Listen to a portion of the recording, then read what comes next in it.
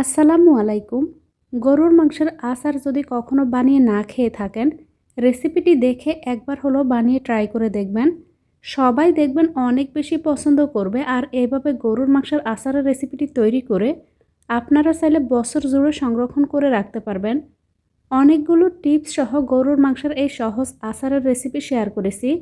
আশা করছি রেসিপিটি আপনাদের ভালো লাগবে। এখানে গরুর মাংসের আচার রেসিপি তৈরি করতে হাড় ছাড়া 1 কেজি গরুর মাংস নিয়েছি। তো এখানে মাংসগুলোকে এরকম ছোট ছোট করে কেটে নেওয়ার পর খুব ভালোভাবে ধুয়ে পানিটাকে ঝরিয়ে নিয়েছি। এবার প্রথমে গরুর মাংসের আচারের রেসিপিটি তৈরি করতে এখানে আমি মাংসগুলোকে সিদ্ধ করে নিব। তো এখানে চুলায় একটা হাঁড়ি বসিয়ে তাতে এখানে আমি ধুয়ে রাখা মাংসগুলোকে দিয়ে দিলাম। সাথে দিয়ে দিচ্ছি 1 টেবিল চামচ করে আদা বাটা আর 1 টেবিল চামচ পরিমাণ রসুন বাটা, স্বাদ মতো লবণ, 1 টেবিল চামচ পরিমাণ ধনিয়া গুঁড়া, 1 চা চামচ পরিমাণ লাল মরিচের গুঁড়া, 1 চা চামচ পরিমাণ গরম মশলার গুঁড়া, 1 চা চামচ হলুদের গুঁড়া, 2 টেবিল চামচ পরিমাণ সরিষার তেল। এবার এখানে আমি পানি দিয়ে দিলাম। এবার এই মাংসগুলোকে মশলার সঙ্গে খুব ভালোভাবে মিশিয়ে নিব। আর এখানে মাংসগুলোর মধ্যে পানিটাকে এমনভাবে দিবেন যেন মাংসগুলো এখানে 80% মতো সিদ্ধ হয়ে যায়, সেই সঙ্গে পানিটাও শুকিয়ে যায়। তো এখানে আমি মাংসগুলোকে এবার চুলার আঁচটাকে মিডিয়ামে রেখে এগুলোকে সিদ্ধ করে নিচ্ছি।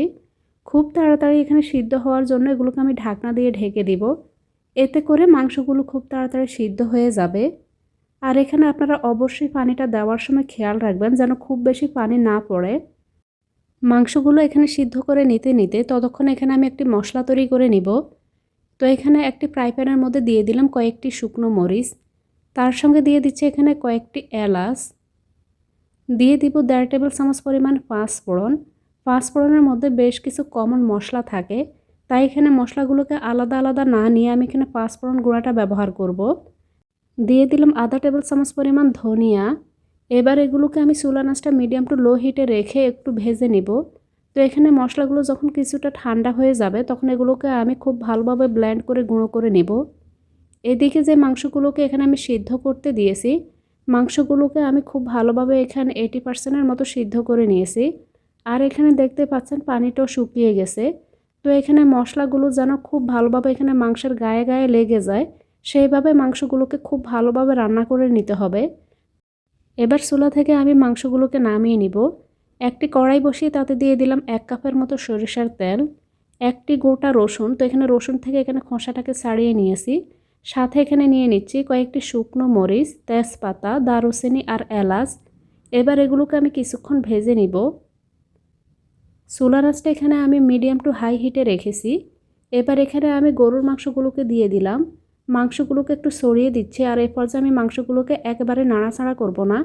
মাংসের গায়ে গায়ে যে মশলাগুলো লেগে আছে, মাংসগুলো যেন খুব ভালোভাবে এখানে মশলাগুলোর সাথে লেগে যায়, তাই এখানে মাংসগুলোকে নাড়াচাড়া না করে কিছুক্ষণ এভাবেই রেখে দিব। তো প্রায় 2 মিনিটের মতো রেখে দেওয়ার পর এখানে দিয়ে দিলাম 2 টেবিল চামচ পরিমাণ ভেজে নেওয়া মশলার গুঁড়াটা। তো এখানে আমি 2 টেবিল চামচের মতো দিয়ে দিলাম, বাকি মশলাটাকে এখানে আমি দিব না। এবার এগুলোকে আমি মিশিয়ে নিব। চুলার আঁচটা এ পর্যায়ে আমি মিডিয়ামের কাছাকাছি করে দিয়েছি। তো এখানে দিয়ে দিলাম স্বাদ মতো লবণ, আরও একটু লাল মরিচের গুঁড়া, এতে করে মাংসের আচারের কালারটা খুব ভালো আসবে। এবার এগুলোকে আমি মিশিয়ে নিব। খুব বেশি আঁচে এখানে মাংসের আচারটা তৈরি করব না। তো এখানে মাংসগুলোকে দেওয়ার পর প্রায় 2 থেকে 3 মিনিটের মতো মিডিয়াম টু হাইয়ের মাঝামাঝিতে আমি এগুলোকে রান্না করে নিয়েছি। এরপর চুলার আঁচটাকে আমি কমিয়ে দিয়ে এখানে মাংসগুলোকে কিছুক্ষণ রান্না করে নিয়েছি। তো এখানে মাংসের আচারটি যখন প্রায় রান্না করা হয়ে গিয়েছে, এই পর্যায়ে এখানে অ্যাড করলাম 2 টেবিল চামচ পরিমাণ ভিনেগার। ভিনেগারটা দেওয়ার কারণে মাংসের এই আচারটি সারা বছর জুড়ে ভালো থাকবে। আপনারা চাইলে গরুর মাংসের আচার এভাবে তৈরি করে সারা বছর জুড়ে সংরক্ষণ করে রাখতে পারেন। তো এখানে আচারটি আমার রান্না করে নেওয়া হয়ে গিয়েছে। এই পর্যায়ে চুলার আঁচটাকে আমি বন্ধ করে দিব। তো দেখতেই পাচ্ছেন এখানে আচারের টেক্সচারটা কীরকম হয়েছে। ঠান্ডা হয়ে যাওয়ার পর এগুলোকে একটা এয়ারটাইট বক্সে নিয়ে নর্মাল ফ্রিজে রেখে দিবেন। এতে করে মাংসগুলো সহজে নষ্ট হবে না। আশা করছি একেবারে সহজভাবে দেখানো গরুর মাংসের এই আচারের রেসিপিটি আপনাদের অনেক অনেক ভালো লেগেছে। রেসিপিটি আপনাদের কাছে কেমন লেগেছে কমেন্ট করে জানাতে ভুলবেন না। সময় নিয়ে এতক্ষণে রেসিপিটি দেখার জন্য সবাইকে অনেক ধন্যবাদ।